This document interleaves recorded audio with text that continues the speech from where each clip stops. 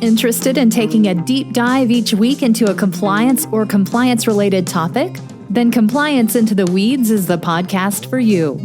Join Matt Kelly, the coolest guy in compliance, and Tom Fox, the voice of compliance, as they go into the weeds to flesh out a story which you can use to better inform your compliance program. Both you and your compliance program will be the better for listening to this podcast. Compliance Into the Weeds is a production of the Compliance Podcast Network. In this episode, Matt Kelly and I take a look at the first cyber enforcement action by the New York State Department of Financial Services. It involves the insurance company First American, and it provides a lot of lessons learned for the cyber compliance practitioner. Hello, everyone. This is Tom Fox, the voice of compliance, along with Matt Kelly, the coolest guy in compliance, back again for another episode. Today, we are going to go into the weeds regarding the New York State Department of Financial Services and a recent enforcement action around a data breach. So, Matt, with that long-winded introduction, first of all, welcome.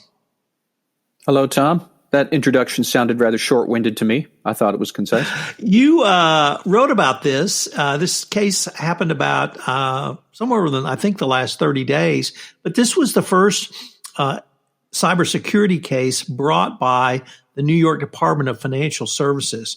I was wondering if you might start with explaining to our listeners who the DFS is and why they would be bringing a cybersecurity case. Sure. So DFS is a very powerful regulator within New York State, and they have the purview to regulate any firm that is operating in New York State that is either in financial services, so that's banks, that's insurance, or that winds up conceivably affecting those two industries. So, for example, a couple of months ago, DFS actually filed charges against a opioid maker for inflating the price of. No, let me recall this. It was Mallinckrodt Pharmaceuticals, and they were charged with peddling their opioids to an excessive degree. And by overselling this highly addictive drug, they were committing insurance fraud. And therefore, DFS claimed that it had jurisdiction over Mallinckrodt to bring some sort of an action. Personally, I think that is pretty far-fetched, but it gives you a sense of just how sweeping DFS can be. If you do business in New York State and you touch financial services or insurance in any way, shape, or form, you might wind up within the long arm of DFS. That's generally. Now, here's what DFS has done for cybersecurity. In 2018, I think it was, they enacted a regulation known as NYCRR Part 500. And Part 500 establishes that any covered entity within DFS's purview must have written cybersecurity policies for data integrity, consumer privacy, breach disclosure, all of the usual sort of cybersecurity issues that we have seen with, say, the GDPR and everything else. It's not quite like the GDPR. I don't think it has any right to be forgotten or anything like that, but it is a state-level version of cybersecurity rules that firms covered by DFS must have written policies and address things like risk assessment, policies and procedures for data security, policies for remediation of any cybersecurity weaknesses you find. The CISO must attest that these policies are in place and are effective and all of that fun stuff. So Part 500 is no walk in the park for cybersecurity if you are a covered firm, which then can bring us to this very first enforcement action under Part 500 that DFS just took. It happened in July. I know that's a while ago, and I didn't hear about it until just now because, frankly, we have so many other cybersecurity breaches, it's tough to keep up. But that's the background, Tom, and then that brings us right around to First American Title Insurance, which was the lucky winner of the first charges ever filed by DFS over cybersecurity. Matt, we had really, if not a plethora of mistakes by First American, one might also say a comedy of errors. It started with a upgrade of a system. It then led to internal policies which were not followed, and then faulty remediation. I was wondering if you could just walk us through those steps. Sure. So what happened, what First American is accused of doing, and these are only allegations, and First American says it will contest the charges, but anyways, according to DFS, what happened is that First American Title Insurance had this massive database of documents known as FAST, F-A-S-T. And to access the data stored in FAST, which had something like 750 million documents up to 800 million documents by the end of the 2010s, to access FAST, all of First American's title agents and anybody else would need to use an app that First American had developed called Eagle Pro. So what happened was that in 2014, Eagle Pro was upgraded, so to speak, but they had a flaw that was introduced that would expose the non-public information on those documents in the FAST database. So what would happen is you would fire up your Eagle Pro app and you would type in the URL, and it would be whatever url.com/101. That would be the URL, Tom, assigned for your database. And your documentation would pull up with all of your private information and your credit history and social security number and everything else. Knowing how that URL naming structure worked, I could then go on and type in fasturl.com/102 and pull up a different file, and then 103 and pull up yet another file. And all you had to do was change the prefix, or I guess the suffix or the ending of that URL, and you would pull up a different page of the FAST database, and whatever information was there would be there for all to see. So that is a big security flaw. It went on, it was discovered in 2018, I believe it is.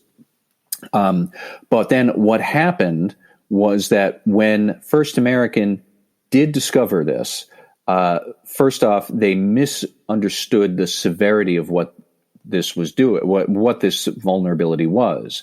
The remediation team was under the impression that no non-public information could be displayed through the Eagle Pro database. So it's not, okay, we have a vulnerability, we got to fix it sooner or later. This is a medium problem. It's not like there's any non-public data being pulled up. They misunderstood that there was non-public data, which would make this actually a high severity incident. But it was, first of all, miscategorized. And then when they went to enter this vulnerability into their remediation system, thanks to human error, it was actually, again, miscategorized as low severity. Just because somebody fiddled with the wrong knob or something like that, it got the wrong classification from the original wrong classification. So now it's wrong twice. Then after that, we had problems where this vulnerability just kind of lingered. It was supposed to be fixed within 90 days. That was First American's policy for cybersecurity flaws. If we have this issue, it must be fixed within 90 days. And according to DFS and the people that it interviewed to prep up these charges, First American just didn't get it fixed for months, for 5 months. They had sworn testimony from 11 different employees responsible for data security that there was, quote, internal confusion and an alarming lack of accountability with regard to responsibility for remediation and vulnerabilities. So my big point here is that when we have a policy failure, it's almost always tied up in poor leadership and escalation procedures to get this concern to the right person who can act on it with the right sense of urgency. And I think that actually is a point that anybody listening to our webcast or podcast here, anybody can appreciate that point. I know we're talking about cybersecurity. I know we're talking about the state of New York and financial services, and a lot of people listening probably aren't in that category. But policy failures, that's something you all listeners probably can appreciate. You know you have a policy that says, when this happens, we do that other thing. And then this happens, and that other thing didn't happen. And well, like, why not? And so much of the remediation, the enforcement actions that you and I talk about, Tom, are about policies that just don't get followed through. And that is a problem that any compliance officer can appreciate, and many of us have experienced. But it seems to me that a lot of what went wrong at First American is just wrapped up in this poor leadership around cybersecurity remediation. Who was in charge of making sure that stuff got done in the appropriate, timely manner? Never mind that they had already misclassified the severity of the problem, so a timely manner was still going to be wrong, but even when they had misclassified it and misunderstood the timely manner for a low problem, when it actually was severe, they still didn't get it done within the low problem timely manner because nobody understood who was in charge of trying to get it done. And I think that really is something that we need to focus on when you're looking at policy management is, do we have the appropriate supporting structures to make sure policies are carried out? So that is good escalation procedures. When you have an incident, does it then get escalated to the right person who says, okay, the policy says we have to do this. Let's do this in the time frame we're supposed to be aiming for. And do we actually have clear assignment of roles and responsibilities? One thing that I loved about this was that the CISO, because a lot of people may wonder as they're reading through FAST, this enforcement action over the FAST and Eagle Pro crisis, where was the CISO in all of this? So I will again read from the DFS charges and just let this speak for itself. When DFS asked the CISO why additional controls weren't adopted to protect non-public information, the CISO disavowed ownership of that issue, stating, among other reasons, that such controls were not the responsibility of First American's Information Security Department. So when you have the CISO also pointing fingers at anywhere other than the actual IT security department that the CISO runs, I think that speaks to these dysfunctions that we all sit around wondering, how did this happen? We had a policy. Why did it go wrong? Well, because too many people seem to be interested in doing their own thing and not tackling a problem that crops up and not understanding who is in charge. I mean, I could go from there and I'll stop for a minute, but it's really striking to see how policy management, escalation procedures, and roles and responsibilities and making sure all of that is aligned. That was not present here, and that is the sort of menace that could strike any company for any type of risk failure. So, Matt, when First American finally did log the vulnerability, it assigned it to a newly hired, unqualified employee, and you noted several failures around either communications, sophistication of the employee and their knowledge of the requirements, or simply where to go to figure out what the policies and procedures were. Could you detail those for us? Yeah, DFS detailed these in some rather painful reading here. So this was a new employee for First American who finally did get the task of fix this weakness. So the employee never received a copy of the original test that had discovered this URL vulnerability. Nobody explained the severity of this problem to the employee. Apparently, they just got a laundry list of problems in the Eagle Pro app and were told, go fix these. But nobody said, fix this first because this is a severe problem. He was not provided with any of the policies and standards that First American was supposed to have to be able to fix security flaws. And then my favorite is just, quote, the employee was offered little support in performing these new responsibilities, close quote. So as much as I don't want to get too meta and abstract with all of this, really what that is the process to fix security weaknesses. That process itself was also flawed. Never mind that they gave this to a new employee who did not have perhaps the competency or wherewithal yet to understand what to do, but there wasn't any roadmap for somebody else to say, okay, I'm going to give this to Joe Newby, therefore I need to give him this, I need to give him that, I need to give him that. There was no checklist like that. And while we don't often talk about IT security on this podcast, that is something that actually in the financial reporting realm, in the annual audit realm, auditors do actually look at IT controls of this sort. They're called IT general controls. And one of them is that you have an actual verified process to go through and remediate a weakness that you find. And yet again, we have right here that there's a glaring IT security weakness.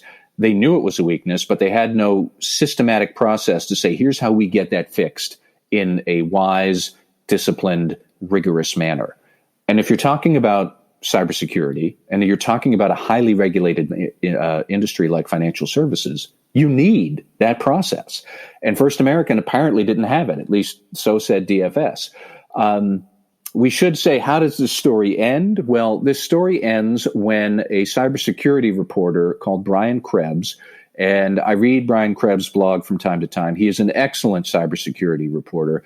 He found this weakness along with some others, and they took their concerns directly to First American multiple times in 2019 and said, you should fix this, you should fix this. And they didn't fix it. And so eventually Krebs wrote about it on his blog. And you will be shocked to hear that as soon as it became public, then First American fixed it. Wow, who would have thought? So that all happened in 2019, and needless to say, DFS is not pleased with how all of this came about. There's all sorts of bigger issues we could talk about here. We never really dove into one of the original sins that happened when this all started. Back in 2014, when Eagle Pro was updated and introduced with this vulnerability, that tells me that nobody back then was thinking through a good risk assessment for cybersecurity in the first place. This URL naming flaw never should have happened. It is not brain surgery to figure out that it could happen. People have been typing in alternate URLs to see what else comes up. They've been doing that for decades. There are many easy fixes to get that done, which ultimately, once Brian Krebs wrote about it and everything blew up, that's exactly what First American's cybersecurity people did to fix this flaw, is they put in a time expiration on these URLs. So you could call them up, but then if I tried to call it up again, I wouldn't get somebody else's database page because basically the page expired. I mean, I don't want to get too much into the specifics of it, but there are many ways that you can resolve that URL naming problem, which is so obvious it should never have been allowed to happen in the first place. Yet it did, which tells me that the people designing the app in 2014 didn't do as good of a cybersecurity risk assessment as they should have. And then this went on and on for years. Nobody understood what's the private information we have on these fast database pages? What's the risk for that Eagle Pro app to pull up pages you shouldn't see? Who's in charge of fixing it? Is this a severe problem? Do we know? Do we not know? And none of that was in place. None of that was aligned. None of it was hitting the marks it should have. And so we wound up with this, object lesson in cybersecurity risk assessment and the enforcement consequences that can follow if you do these things poorly, which, it does not look good for First American. This is a very unflattering picture these allegations paint. Matt, it seems like there are lots and lots of lessons, not only in the cybersecurity realm, but in the greater compliance community, whether that compliance be anti-bribery, anti-corruption, whether it be trade sanctions, whether it be money laundering. And listening to your recitation, I was really taken back to 2005, 06, 07, and some of the things we saw in FCPA enforcement actions where there were nascent compliance programs with clearly unqualified compliance professionals trying to do something to clean up a company's bribery or corruption overseas. Do you see something similar to that here? Well, the thing that I zeroed in on that really alarmed me was where the CISO said to DFS, it is not the IT security department's job to be sure there are controls in place to protect non-public information. Like, I don't know what the person means by that. Like, does somebody else therefore then tell them you need to create the controls and they create them? Because the compliance department can't create an IT security control. You don't learn security control coding in law school or in compliance school. And that's where I zero in on, like, there should have been other people in the room to help First American, or really any company subject to DFS regulation. You're going to need a team approach. Everybody has to get in the room together and say, somebody somewhere in this company has to figure out what the proper controls are and make sure they're in place, because the regulations require us to have them. And whether that is the CISO who's going to do it, or they do it in conjunction with the compliance executive, or some other person, I don't know, maybe internal audit is there to help them, or a technology officer if you are home coding your own apps and then the security department vets them for security later. There are endless number of ways that you could configure your approach to this, but it can't be ignored. And it can't just be a whole bunch of C-level executives pointing fingers at each other saying it's not my job. It is their job collectively. And if there was any one flaw that struck me as I could see a lot of different companies having this same mistake, it's a bunch of people in the C-suite pointing fingers at everyone else saying it's your job was supposed to be to take care of this, not me. You could maybe draw the analogy with due diligence over third parties. It's not the compliance officer's job to perform due diligence. It is the business executive's job to perform due diligence on the third parties he or she is working with. It might be the compliance officer's job to tell you that and develop the procedures for it and work together on it. But I know back in 2005, 6, and 8, there's a whole lot of people pointing fingers back and forth at each other about who's in charge of due diligence, and everybody so adroitly saying, I'm not the one who's in charge, it's somebody else. That conversation, like that rang very familiar as I was reading through the CISO's response here to DFS, that they're not in charge of these controls. Come on, somebody's got to be there, and this job can't get done without the CISO. So that it really that stood out at me more than anything else. I guess I had a less nuanced view of that than you did, because I read that from someone who was running scared as fast as he or she could, recognizing that they had made a major foobar. There's that, true. That because if it's not the CISO's responsibility, it's no one's responsibility. And when I read that quote you put in your blog post, that's what I thought that CISO was trying to say. But whichever interpretation is correct, or perhaps another interpretation, I think DFS will take a very dim view of that statement. Well, we should recall that CISOs are required to attest to the effectiveness of cybersecurity controls under this rule. And to me, that strikes a lot like the fears compliance officers have about compliance officer liability. Am I personally going to be hung out to dry because my company doesn't take compliance seriously and our efforts are a mess? Generally, no, that's not the case for compliance officers and liability. But I do wonder how that fear will manifest with cybersecurity and Part 500 here from the DFS. It's a good question, and Tom, you might be a bit more cynical in your view, but I don't know that you're wrong. In addition to the obvious cybersecurity lessons and what I see are greater compliance lessons, I'd like to end maybe with where we started, which was the DFS.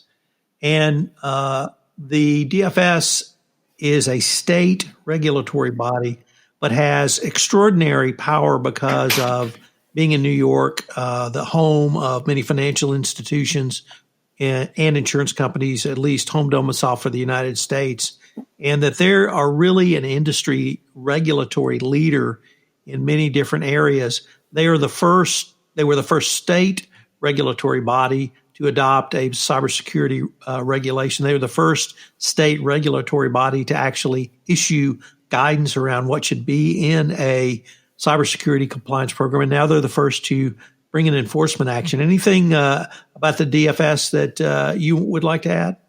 if it is possible to describe an agency as up and coming instead of just a person, I probably would describe DFS that way. It is a relatively new agency. And, frankly, I think a lot of DFS superintendents could make their bones for higher office by pursuing enforcement vigorously here if they want to. So you do have to keep an eye on this agency. And in particular, what struck me, as I said before, was when they took action against Mallinckrodt Pharmaceuticals for drug market practices that they said were tantamount to insurance fraud. And because we regulate insurers, including state insurers, that gives us jurisdiction. So now we're going to be up in your face. That's a really long stretch, but it doesn't make your legal bills any cheaper if you're Mallinckrodt. And likewise, if you are any number of financial firms that might have a tenuous grasp to the New York market, DFS will grab onto that tenuous thread and pull it as hard as they can. There are numerous firms, especially overseas firms, I'm sure, that are not thrilled to be in the U.S. market because of this high level of regulation. They can't avoid being in New York, but nobody really wants it. And now they've got this coming down on their face. It's an intriguing department to watch. And I'll be curious to see what else they do with this regulation and just with financial services enforcement generally. Well, Matt, unfortunately, we are near the end of the time for this episode, but it's been a fascinating exploration, and we will have to wait and see what the hearing brings. Thank you, Tom. This is Tom Fox. Thank you for listening to this episode of Compliance Into the Weeds. If you have any questions, you can email Matt at mkelly@radicalcompliance.com. You can email me, tfox@tfoxlaw.com. I hope you will join Matt and I again next week, where we take up another topic and take a deep dive into the weeds of it. Compliance Into the Weeds is a production of the Compliance Podcast Network and a proud member of C-Suite Radio. Thanks again for listening. Thanks for being a loyal listener, and we look forward to visiting with you again. If you have a topic you'd like us to cover, please leave a message on the speaker app on the Compliance Podcast Network.